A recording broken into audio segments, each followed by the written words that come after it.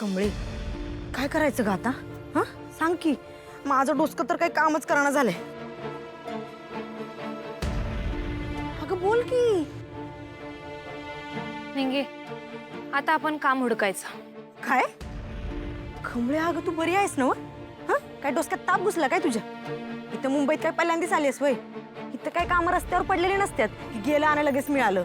निंगे, मला माहित आहे ते. खरं कुठलं बी काम सोपं किंवा अवघड नसतंय. ते आपल्या इच्छेशक्तीवरनं ठरतंय. आता आपण ठरवलंय की नाही, मग 100% आपल्याला काम मिळणार म्हणजे मिळणारच. एक्झॅक्टली, काम मिळणारच. ऋषी सर, तुम्ही इथं कॉलेजमध्ये काय परत नोकरीवर आलाय काय? नाही नाही, माझ्या जरा फॉर्मॅलिटीज बाकी होत्या, त्या कम्प्लीट करायला आलो होतो. सर अहो बघा की, आज फी भरायचा शेवटचा दिवस आहे आणि 5:30च्या आत फी कसं बी करून भरायलाच लागणार आहे. वाह, नाईस रिश, नाईस. आता तू आलाय म्हणजे यांची भीक सॉर्टेड. मी यांना पैसे देणार नाहीये अनिका. काय? तू पैसे नाही देणार आहे? मग कोण देणार? रिश, तू पैसे नाही दिले तर यांना रस्त्यावर भिका मागावं लागेल. It's actually none of your business. पण तरीही तू विसरतेस कमळी कोण आहे ते. ती मेहनत करून स्वतःच्या जीवावर पैसे कमवेल आणि कॉलेजमध्ये भरेल वेळेच्या आधी. चल कमळे.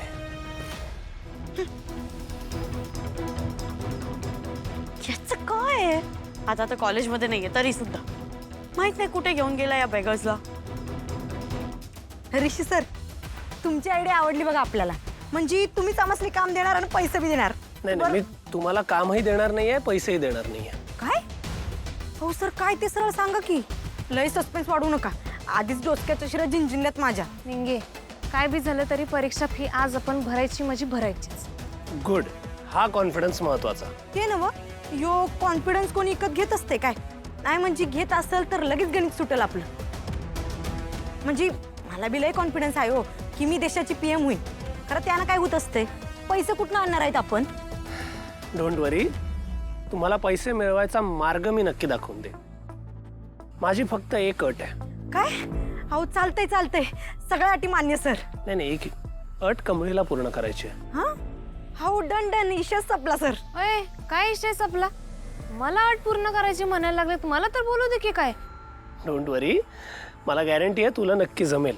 सर हे बघा, काय बी झालं तरी आज परीक्षा बी भरायलाच पाहिजे. मग जे काय काम असेल ते मी करायला तयार आहे. ओ ऋषी भाऊ, या.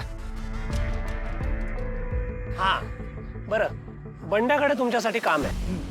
कमळे, यो माझा मित्र आतिश. कॅन्टीन मध्येच आमची ओळख झाली. एक संस्था आहे सहयोग फाउंडेशन म्हणून, या संस्थेत यो काम करतो.